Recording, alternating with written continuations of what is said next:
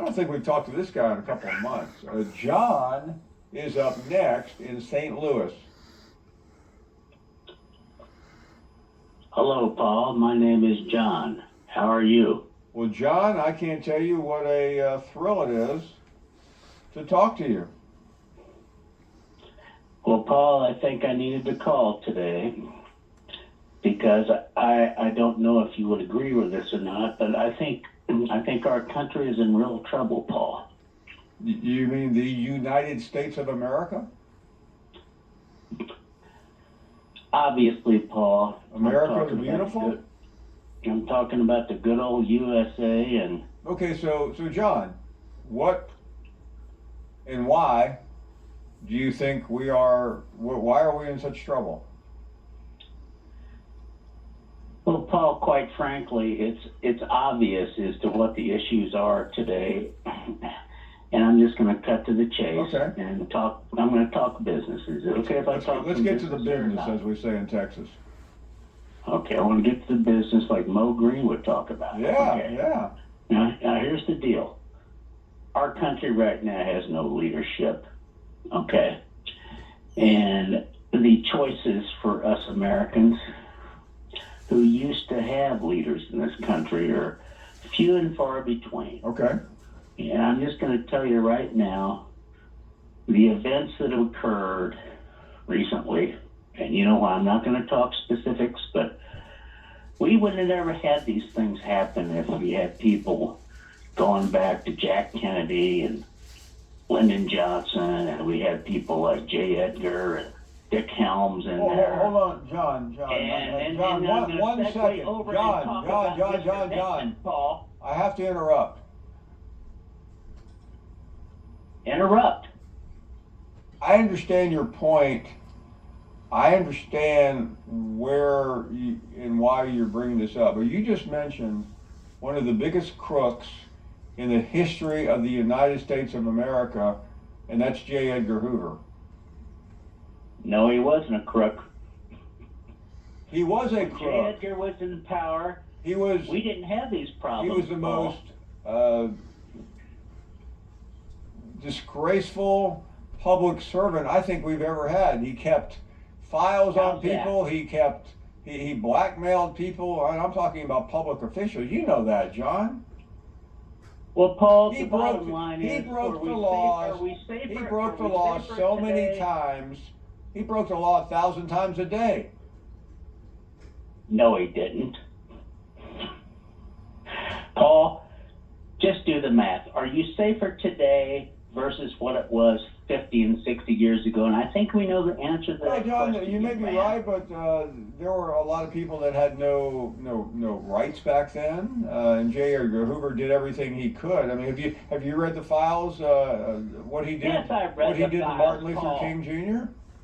Files are you cognizant of his campaigns to destroy Martin Luther King? I read files on Richard Helms and the way we used to handle things in this country. Yeah, we used to take people back behind the building and shoot them. That's what we did. We are not being protected, Paul, and you know it. All right? Well, I'm going to say I disagree with you, John, but I'm not looking for an argument. I'm just making a point. Paul, yes, you are looking for an argument. Now I'm going to segue over and talk a little bit about my Mr. AJ. Okay. And Mr. AJ, and by the way, we can have another discussion, another call, why I haven't called in the last couple of months because I was in trouble with the law. But Mr. AJ, this comment is to you. You are a joke. You are a clown. And AJ, I never heard your response to getting back together and having the cage fight. And so I'm going to open it up again. I'm ready to take the gloves off.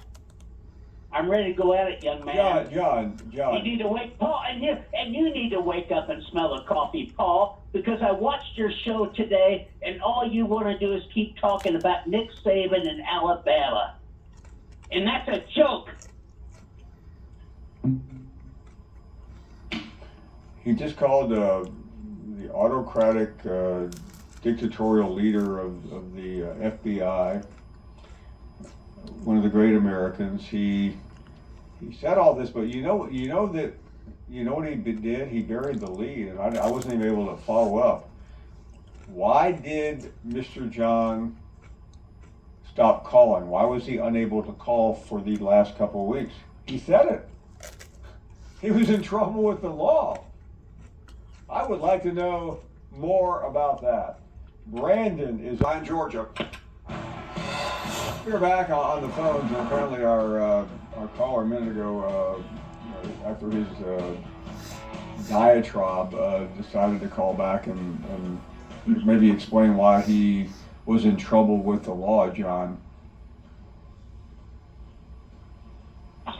Hello, Paul. My Hello, John. name is John. Yeah, I know you. How are you? I'm very well, thank you. Very good, Paul. Anyway, I can't talk about my situation with law enforcement. How serious a trouble are you in? Well, let me just,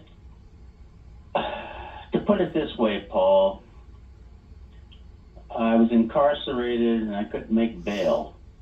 Ooh. So I can talk about it more in a couple of months. Okay. But So are you now out? That's the reason I could not call into the show for a couple of months. How long were you incarcerated? 10 days. And were you in a? Paul, I'm not going to talk anymore about that right now. How were you able to get out? Were you able to make? I mean, how much are we talking about with bail, John? I couldn't make bond. Paul. How much are we talking about? $73,000. Oh, well, I was going to help you out. If it was like okay. $50. I'm not going to say any there. more about it. I was in the state of Colorado, by the way. $73,000. Durango, Colorado, and I'm not going to say any more about it. Don't you only have to pay 10% on the bond? No, you don't. So you have to pay the whole thing. The local municipalities and counties can set their own rates, Paul. Okay, real quick here, Paul. I'm not going to take up too much time because I know your show is very busy, but I can tell you right now, sir, is that I haven't listened to your show for a couple months, and I heard the new song that came on tonight, and I can tell you one thing, is your show, the song is not indicative of the SEC and the SEC network. You know, you segue back to the same old, Paul. You need to get people like I've talked about it before with John Fogerty and Linda Ronstadt, people like that who know how to sing music that it epitomizes the Southeastern Conference, okay?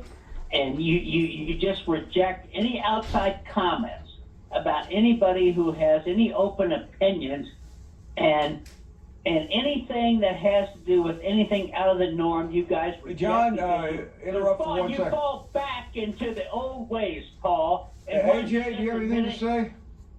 Hey, you old codger. Let me tell you something, you jailbird. Oh, who is this young man? Don't fly, Paul. A damn jailbird doesn't fly.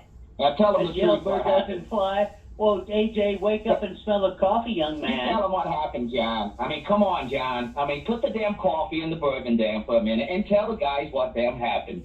You shot the damn sheriff, but you didn't shoot the damn deputy, okay? Okay, well, Paul, can I tell you what happened? Yes. I can tell you what happened to me.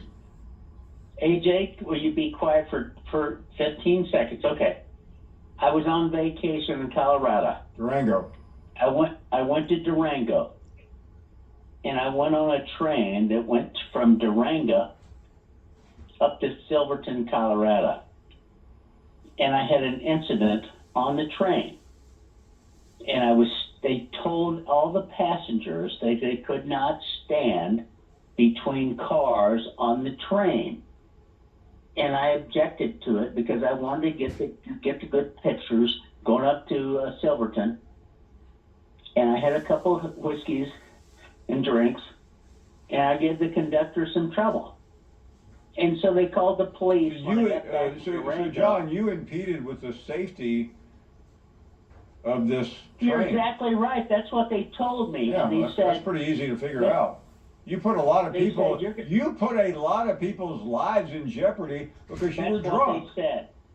And they said that, sir, you're going right down here and talk to the judge. I think they were right. You know, No, I don't John, I'm think so. going to go ahead and segue on into here, okay, for a minute there, John. You know what? When I see you, you're going to take that long black train. I promise you. You're not going to have to worry about standing in front of it or in between the cars, because I'm going to run your ass over here. You want to do a cage match that you never showed up to begin with, John? I mean, come on. What's the matter Like with on the you, John? midnight train to Georgia? I'm leaving. Well, let me tell you something about a train. When I get through, you're going to be a damn caboose with your ass, okay, John? And your Missouri team. They both suck. You suck. Your team sucks. And now I know you can't even follow the damn law, John. You're supposed to work at an institution where juveniles are supposed to. You're supposed to set an example for these institutionalized kids here, juveniles, and you can't even uphold the law outside of work, John. It's a damn shame. AJ, Absolute and shame, Paul, John. I don't have to put up with this, Paul. Okay, Paul, you put up with this asked for it, young John. man. Did you not and just- you guys John, you're the made guy it that all challenged wrong. him. You're the one who challenged him to a cage match. I challenge it. You remember the movie Butch Cassidy and the Sundance when Paul Newman took on Lurch? Everybody remembers that. And he said, guns It are came out in knives. 1970. Guns are knives, AJ. Good night. I tell you what, shape up, ship out, and send your stupid self over here to my house, John. Because I'm going to tell you one last time, okay, young man? AJ, You're listening, John? by the way, I mean, I thought maybe, I told Augie, I thought maybe he got arrested because he didn't pay alimony. What he did is a serious crime. He's had a couple of, he's drunk and he's trying to take pictures, and he's going car hopping on the train, and then he harasses the conductor. And when you think that where he works at the institution, they're going to have a little talk with him, John, Paul. I mean, 10 days in Probably jail, gonna be $73,000 to get out of jail is a lot of money. Yeah, I'm smelling a rat on that. I think there was a lot more to it. But just want to say, appreciate you. I appreciate everybody that contributed in calling, because they're grown-ass callers while you were not here, and upholding the Fine Bomb Nation, because there was a lot of lousy-ass black hatters that stayed at home and kept their little toys in their little bin. But all the Don Johnson jackets, we didn't do nothing but starch them up, baby. And we came in there and we brought the thunder all week long. So tell everybody I said, more damn Eagle. We will take a short break. We have 30 minutes remaining here on a Friday afternoon.